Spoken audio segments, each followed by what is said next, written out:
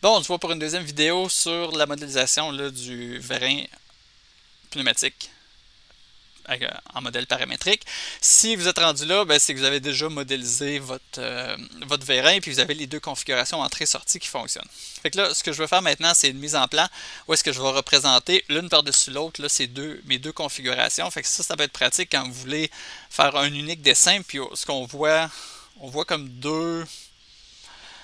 On voit l'assemblage ou la pièce là, dans deux configurations différentes. Fait que là, dans le cas de la mise en plan de mon vérin, ben, je voudrais sur la même mise en plan montrer la tige qui est rentrée puis qui est sortie, puis pouvoir donner la longueur totale du vérin. Fait que, un peu à l'image de ce qu'on a sur le plan.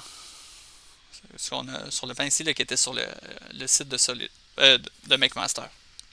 Fait que j'ai le vérin rentré, puis j'ai aussi superposé à ça là, la vue du vérin quand la tige est sortie. Fait que l'objectif de cette partie d'exercice-là, de la deuxième partie de l'exercice, c'est simplement de faire, vous avez une page, la cotation, remplir le cartouche, tout ça, c'est toujours pertinent, mais c'est pas ça qui m'intéresse aujourd'hui. Ce qui m'intéresse, c'est que vous soyez capable de mettre les deux vues l'une par-dessus l'autre, puis de coter au moins la longueur entrée, la longueur sortie. Ah, puis on va ajouter à ça la course. Ce serait bien ça. Boum. Je le sais que ça fait un dessin surcontraint, là, mais pas grave, je le fais pareil. Fait que pour faire ça, fait que ça c'est l'objectif. Maintenant, je pense que je vais simplement me partir une nouvelle page, puis on va le faire ensemble. Fait que je vais faire copier, coller. Fait qu'on part avec une page blanche, puis on va reproduire ça ensemble. Fait que sur ma page blanche, il faut insérer une première fois dans une des deux configurations, laquelle a pas vraiment d'importance. Fait que je vais faire vue du modèle. Je vais aller chercher mon vérin paramétrique. Fait que moi je l'ai déjà ouvert, fait qu'il est dans ma liste, sinon vous faites parcourir puis vous allez le chercher. Fait que vérin paramétrique, page suivante. Venez toujours cliquer aperçu, vous assurez que vous êtes dans la vue que vous allez mettre est la bonne. Fait que là, on va mettre notre vue là, puis on va travailler après. Fait que là, ma vue, visiblement, ben, juste l'échelle est pas bonne.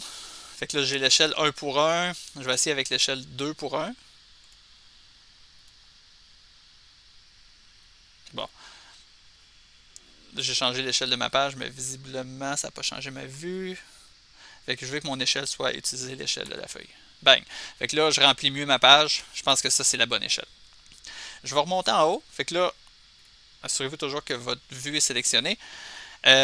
Configuration de référence. Présentement, ma vue est présentée avec la configuration sortie. Quand je pouvais mettre entrée, je pouvais mettre sortie, ça n'a pas vraiment d'importance. Donc, je vais mettre entrée.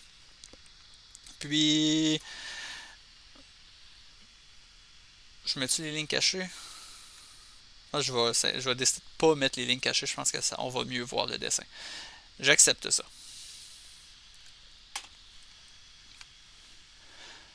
Bon, ensuite, assurez-vous de sélectionner votre vue. Dans l'onglet Mise en plan, vous allez aller à Vue d'une autre position. Fait que là, ça me fait la liste des configurations qui n'ont pas été utilisées encore. Fait que moi, j'ai sorti qui n'a pas été utilisé. J'ai une autre configuration aussi, mais disons pour l'exercice, on s'en fout. Là. Fait que, étant donné que j'avais déjà inséré la configuration entrée, ben là, il me propose d'utiliser sortie. Ok, c'est bon, je n'ai une, je veux l'autre. Vous cliquez sur sortie. Ben, vous le choisissez dans le menu déroulant en fait, puis vous cliquez sur le crochet vert pour accepter. Bang! Vous avez entrée cachée, ben entrée, pas entrée cachée, entrée fantôme, euh, la deuxième configuration avec la tige sortie. On aurait pu faire l'inverse aussi, on aurait pu insérer en premier la configuration sortie, puis dans un deuxième temps, la vue d'une autre position, ça aurait été la configuration entrée, puis là, à ce moment-là, ça aurait été la configuration entrée qui aurait été entrée fantôme. Mais je pense que comme ça le fait bien, là. Fait qu'il me reste juste à ajouter ma cotation. Fait qu'on va aller dans la notation, cotation intelligente. D'ici à là pour coter ma course. Bing badaboum. Puis après ça, du bout là jusqu'à l'autre extrémité pour coter ma longueur quand la tige est rentrée.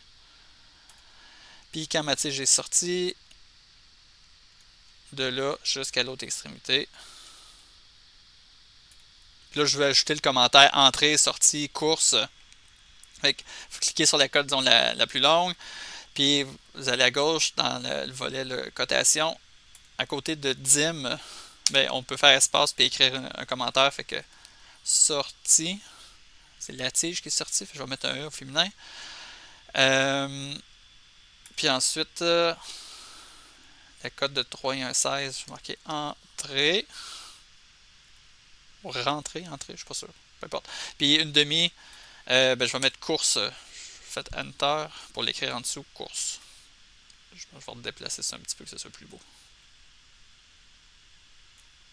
Comme ça a bien de l'allure. On va centrer ça dans la page.